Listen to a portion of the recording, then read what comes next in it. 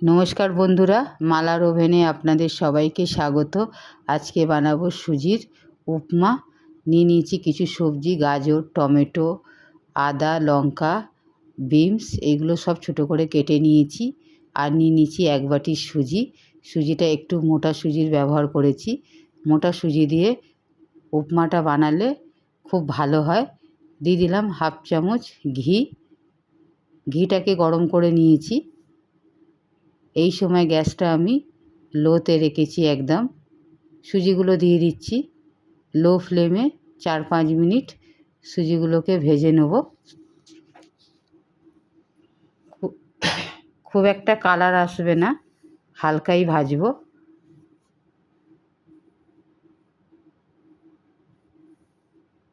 নিরামিষ সুজির উপমাটা বানিয়েছি, পেঁয়াজের ব্যবহার আমি করিনি। নিরামিষ দিনে আপনারা এইভাবে উপমাটা বানিয়ে নিতে পারেন। এর থেকে বেশি আর সুজিটা ভাজবো না। দেখুন হালকা কালারটা চেঞ্জ হয়েছে। গ্যাসের ফ্লেম অফ করে সুজিগুলোকে ঢেলে নিচ্ছি একটা পাত্রে। ঢেলে নিয়েছি। কড়া বসিয়ে দিয়েছি। কড়ায় দিয়ে দিলাম 25 গ্রাম মতো সাদা তেল আর 1/2 চামচ ঘি। ঘি আর তেল দিয়ে আমি রেসিপিটা বানাবো। দিয়ে দিলাম 1 মুঠো চিনেবাদাম। চিনেবাদামগুলোকেও লো ফ্লেমে 2-1 সেকেন্ড ভেজে নেব।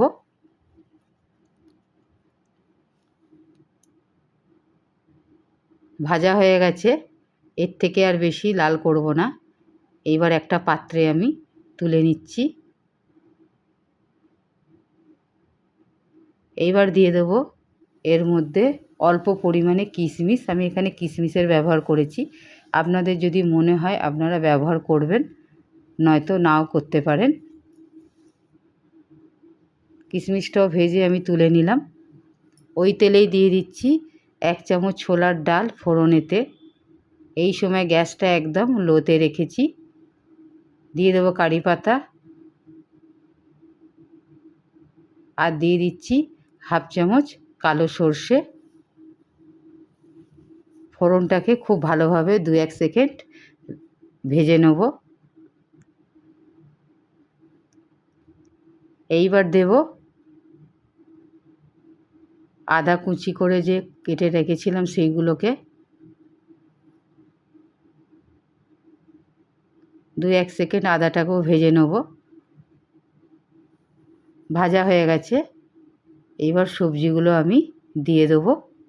দিয়ে দিচ্ছি কেটে রাখা গাজরগুলো, বিনস আর 2টো কাঁচা লঙ্কা ছোটো করে কেটে রেখেছি, সেইগুলোকে আমি দিয়ে দিলাম।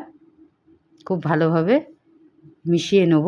এই সময় গ্যাসটাকে আমি মিডিয়ামে করে দিয়েছি। আমি এই সবজির ব্যবহার করেছি, আপনারা আপনাদের পছন্দ মতো সবজি নিয়ে নিতে পারেন।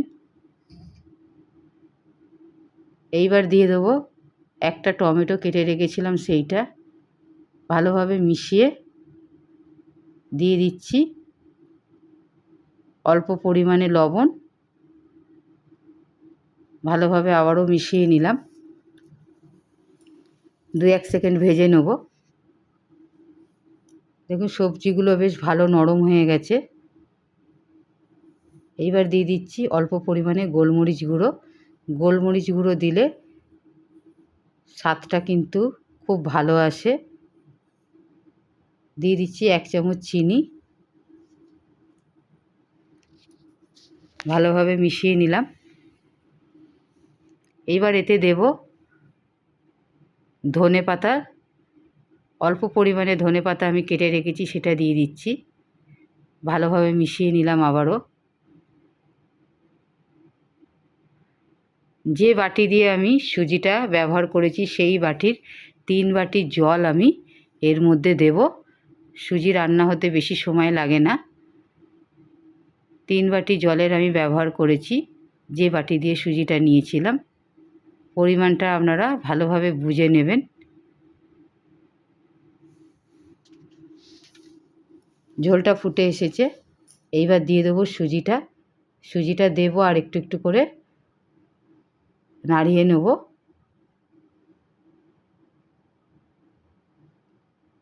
খুব ভালোভাবে সুজিটা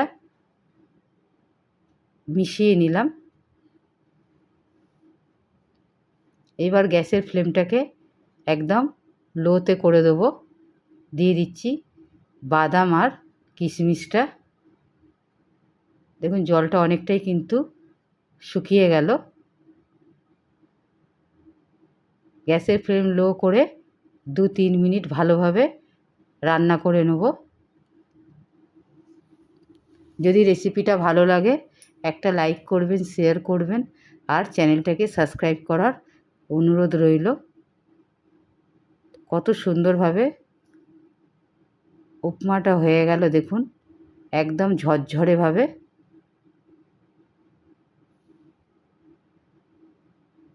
এর থেকে আর বেশি রান্না করব না। গ্যাসের ফ্লেম অফ করে চাপা দিয়ে 5 মিনিট রেখে দেবো। তারপরে একটা প্লেটে আমি বার করব। 5 মিনিট পরে দেখুন কত সুন্দর ঝরঝরে সুজিটা আমার রান্না হয়েছে। যদি রেসিপিটা ভালো লাগে একটা কমেন্ট করবেন। একটা পাত্রে আমি ঢেলে নিচ্ছি। দেখুন একদম সুজিটা একদম ঝরঝরে হয়েছে।